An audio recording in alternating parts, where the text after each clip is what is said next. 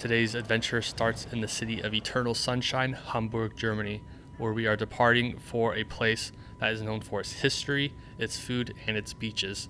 The place I'm talking about is the Greek island of Rhodes.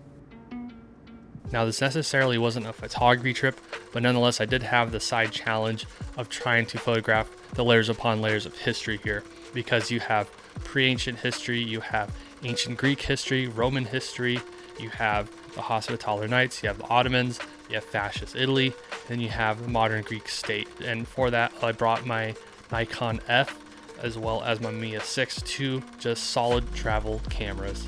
Although we landed on the island fairly late, I did have a chance to get in that first wonderful Greek beer and meal, and then from there, it was an early lights out for us. Our first morning, we awoke to a wonderful view of the ocean at our accommodation, and I decided to quickly load up some Ultramax 400 in my Nikon F. The only lens that I brought with the Nikon F happens to be the fantastic f2 35mm pre-AI Nikkor. Suffice to say, I was pretty happy with this choice.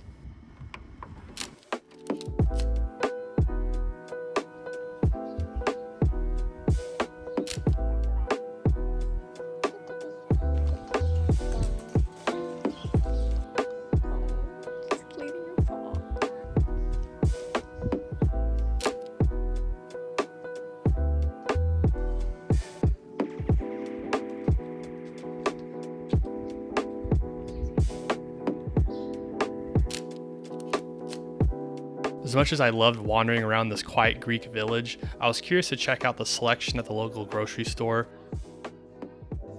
They had a nice array of Greek brews to try, about 3,000 brands of feta cheese, and the littlest chode cans of Coke that I've ever seen. Trying to wash away the memory of the chode Coke cans, we treated ourselves to an oceanside meal and then went to the harbor to take in the sights.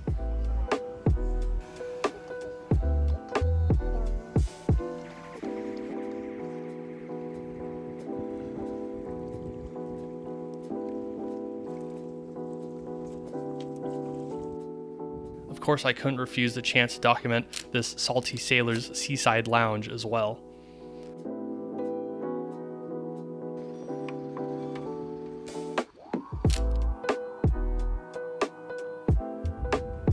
As the evening drew near, we drove up to a village at the base of Ataviros, the tallest mountain on Rhodes. This ended up being one of my favorite little villages of the whole trip, and they had a few wineries to boot.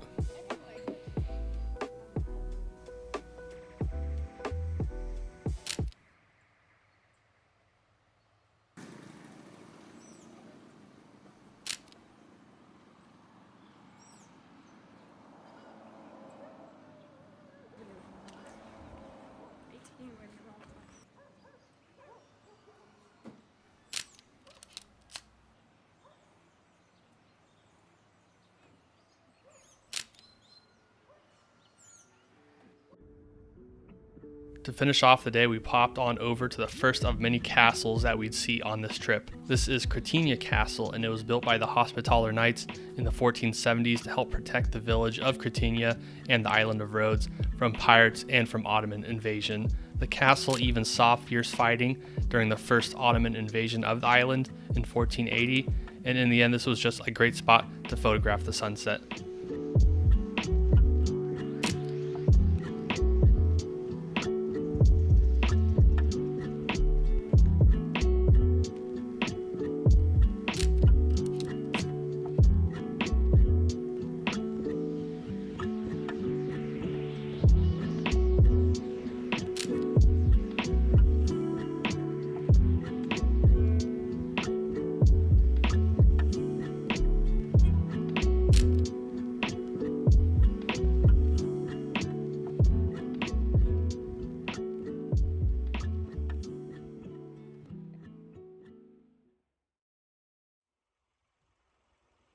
Day 2 saw us once again on the move. I brought along the Mamiya 6 and some recently expired Fuji Pro 400H.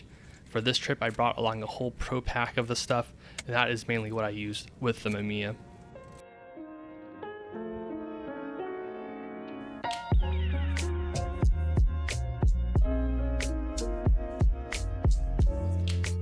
It being an expired 400 ISO color negative film, there was some muddiness in the shadows, but otherwise the photos turned out like I had hoped.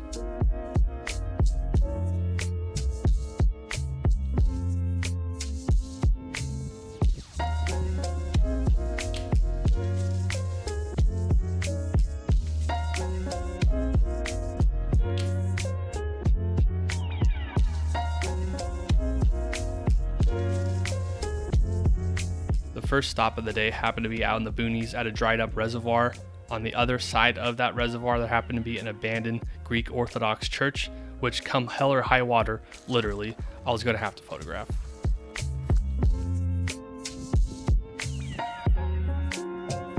I tried my hardest to figure out the history of the church, but all I could find out was that it was built sometime in the 19th century and was first submerged in the 1990s after the reservoir was built.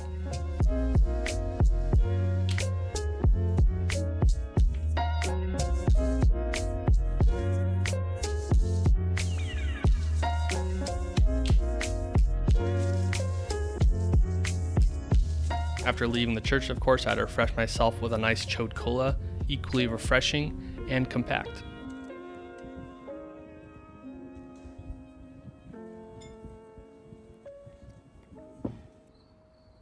Eventually, I spotted a set of ruins along the back roads, and of course, I had to check it out, even if the scare bear forbade it. It was pretty cool to see all this intricately carved masonry lying around and to try and deduce what period it may have belonged to. I ended up sitting on this column and finding right under me a carving of a cross. I then found a second cross that is likely from the Byzantine period. In such a case, these ruins were likely over 1,000 years old, and they were probably a church. Pretty cool.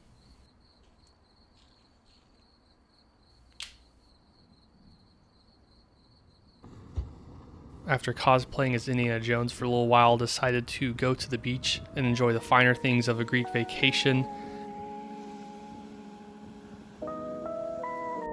And then after that, with the golden hour rapidly approaching, we went to castle number 2 of the trip. This castle is Monolithos Castle, and it shares pretty much the same history as Cretinia Castle yesterday. It was built in the 15th century by the Hospitaller Knights to stop invading Ottomans and Captain Jack Sparrow and so on.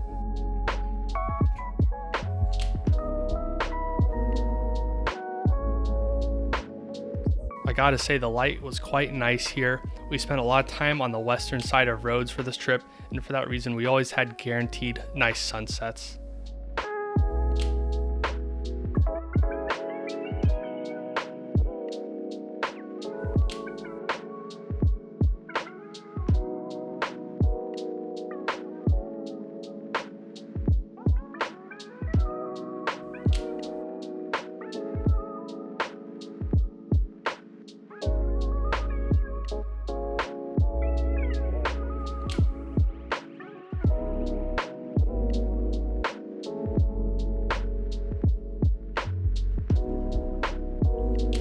This is a photo that I'm really happy with in particular. Even if the shadows are muddy because of the expired film, I'm just a huge fan of silhouetted trees. After the sunset, we had dinner at a little restaurant in Monolithos. I love these little mom and pop places because most times the owner would take you back into the kitchen to show you the homemade moussaka or the fresh bucket of fish in the kitchen. And I really enjoyed that old school style of dining. And of course, I got the homemade moussaka.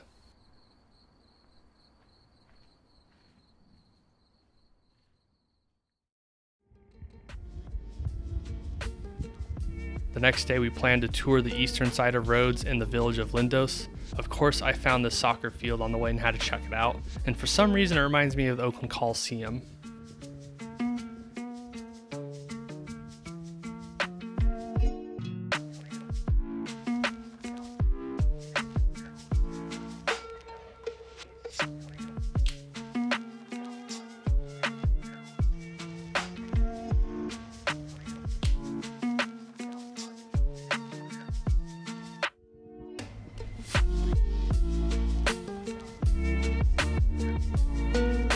Next stop was in the semi-ghost town of Messinagros. I really enjoyed walking the narrow streets of this village, and I even saw an 800-year-old church that was built from the ruins of a 1600-year-old church. And if you look here, you can even see a pillar up top that looks much like the one I was sitting on in the ruins the previous day.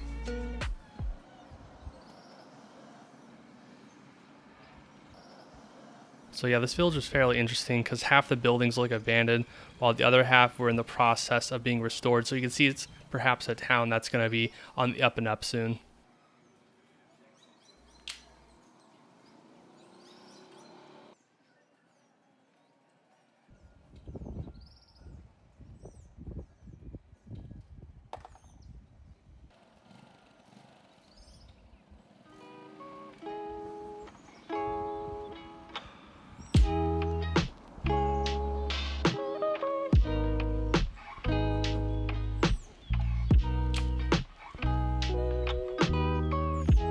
After Mesenagros, we hopped over to the next town to have lunch, and of course we had some lovely hosts there.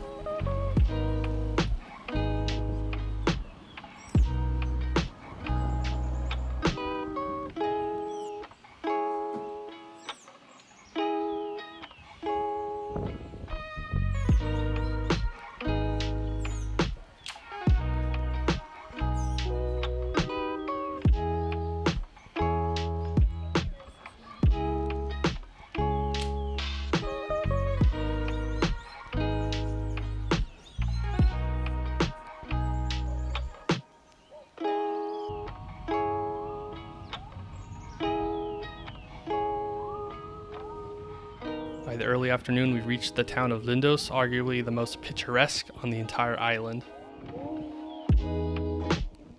Keeping up with our castle a day trend, we crossed through the town of Lindos and went up to the Acropolis/castle.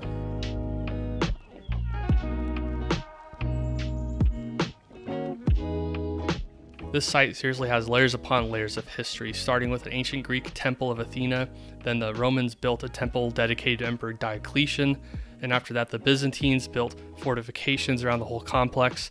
Of course, the Hospitaller Knights and the Ottomans expanded these fortifications, making it the second most important stronghold on the island.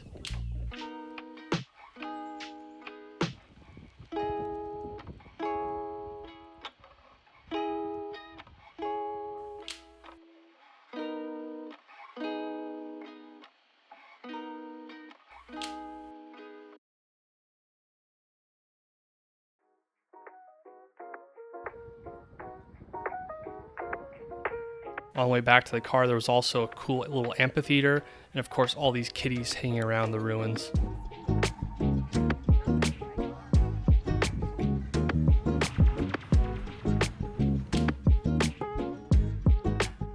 As the sun set, I was able to get a couple more photographs of the shoddy outskirt of Lindos, and in particular I really like this photo of the Volkswagen with Lindos and the Acropolis in the background, and it honestly serves as a decent summary of my photographs for this trip.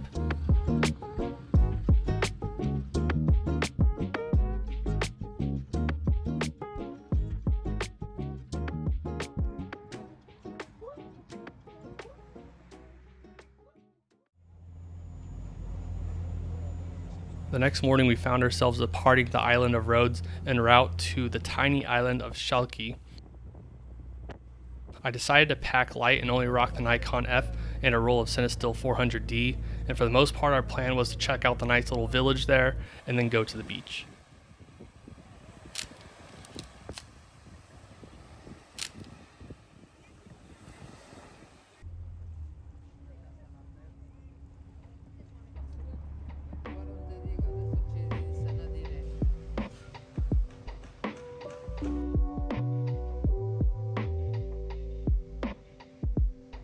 Before we went to the beach, we agreed that we had to slog up to the top of the island and check out the main castle on this island, because of course, can't ruin a good streak. As we started climbing up closer to the base of this castle, I noticed quite a few ruins scattered along the mountainsides. These ruins are part of a ghost town called Paleokorio, and although it was abandoned in the early 19th century, the town itself has roots dating back to the ancient Hellenic period, and both the town and castle have intermingling structures from the Hellenic period, the Roman period, the Byzantine period, as well as the Hospitaller Knight period.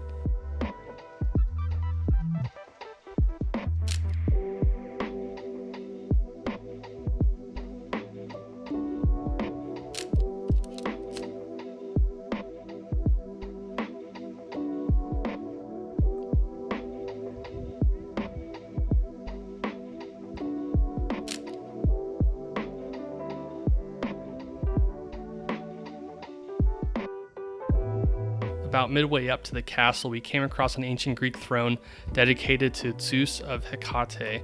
There was even an ancient inscription indicating such at the bottom of the throne. Of course, this was also a great spot to catch my breath and get a photo.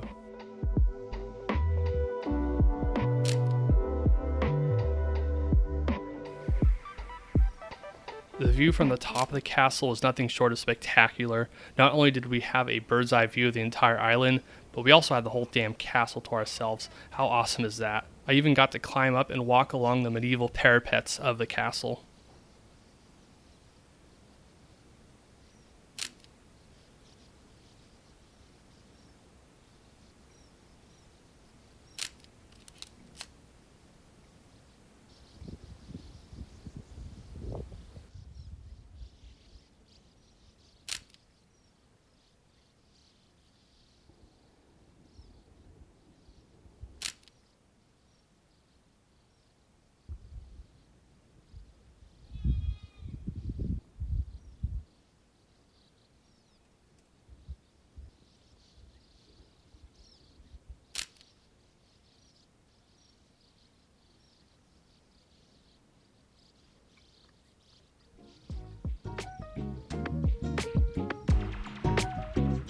On the way back down, I took a little detour to check out some more of the ruins along the mountainside, and it was pretty wild to see shards of pottery just laying around everywhere. It would have been cool to figure out the age of these, as it could have been 200 years old up to 2,000 years old. I also found a couple abandoned churches along the way, which is fun.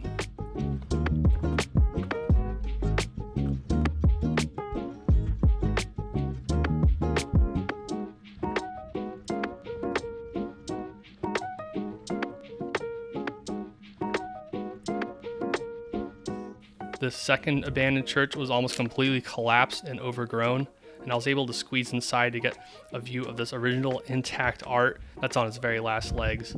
I'm no expert, but my educated guess is that this painting is at least 400 years old, but it could be way older than that.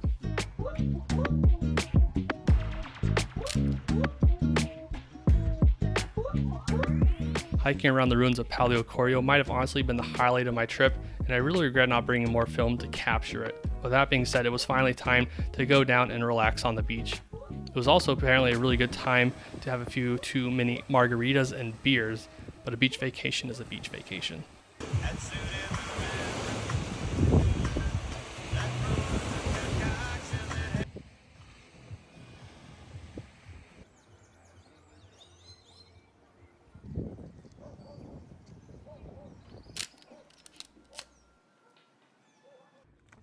As I lumber my way from the beach back to town and to sit down for dinner, I figured it'd be a good time to talk about the Nikon F and the 35mm f2 Nikkor lens I brought along.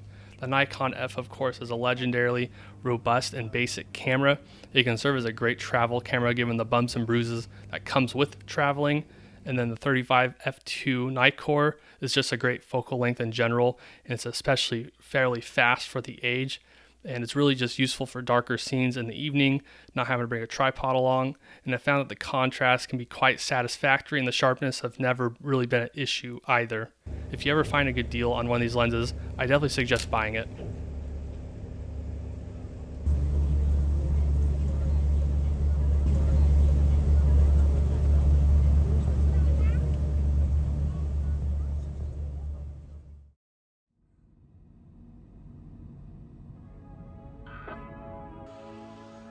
Day 5 found us in the city of Rhodes proper, shooting with some Catlabs X Film 320 in my Nikon F. I was keenly interested in the still intact city walls around Rhodes that date back to the time of the Hospitaller Knights. These walls withstood multiple medieval sieges in the 15th century before finally falling to the Ottomans in 1522.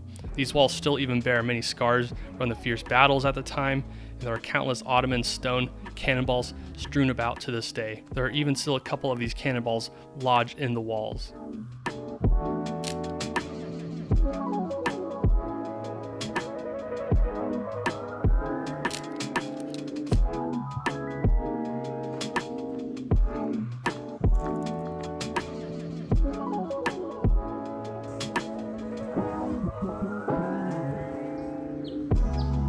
Although I thoroughly enjoyed the city of Rhodes, I simply did not make many photographs.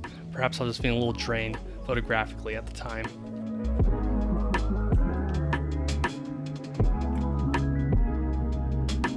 On the way back from the city, we were blessed with some nice evening light once again, and I suddenly felt reinvigorated to take photos. This was encouraged by the sudden stampede of goats that surrounded our car along the coast.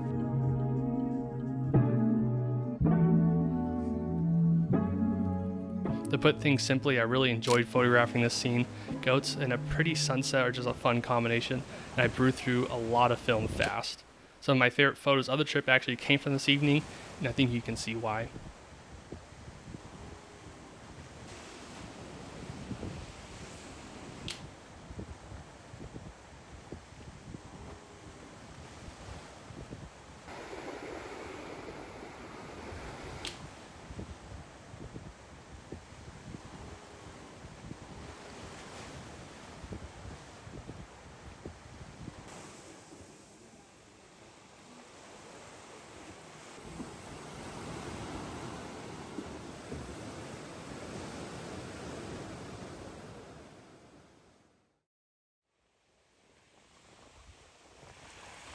For our last full day of the trip, I liked to relax at the beach for most of the day, and also wanted to enjoy these Greek beverages while I still could. In the afternoon, we did go to the ruins of Kamiros, an ancient Greek city that was abandoned 2,200 years ago. This was a city mentioned in the works of Homer, and in many regards was quite the power player in ancient Greece. Its downfall ultimately came in the 3rd century BC after multiple devastating earthquakes and the rise of Rhodes as the capital city of the island.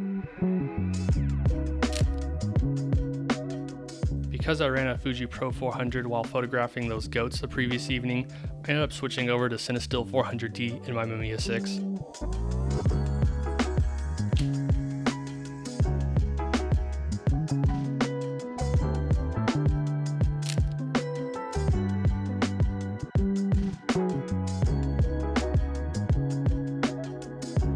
Just like on the island of Chalki, I found a bunch of pottery lying around here as well. Given the history of Kamiros, this pottery was undoubtedly 2,000 years old. I just find it crazy that's just lying everywhere like an empty can of chode cola.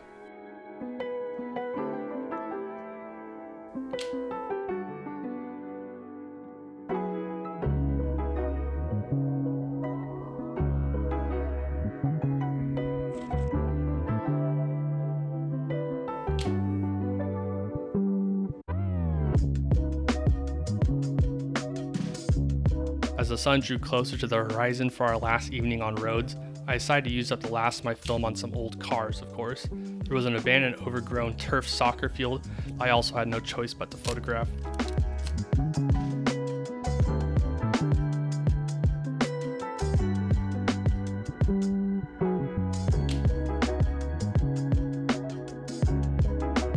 Overall, not a bad last evening on the island of Rhodes. So to summarize my trip to Rhodes, I'd say it was overall success. I got to relax, I got to swim, enjoy the nice Aegean Sea waters. I got to enjoy some great food, as well as some beverages, and of course I got to take some photos that I'm fairly happy with. Pretty happy also just with the cameras I brought, the Nikon F and the Mamiya 6. Just great travel cameras overall, kept it simple. And then of course, just the subjects that I found. And I'm really wanting to come back to this island, honestly, because I felt like I only saw just the very surface. In any case, I hope you enjoyed the video and I hope you enjoyed these photographs.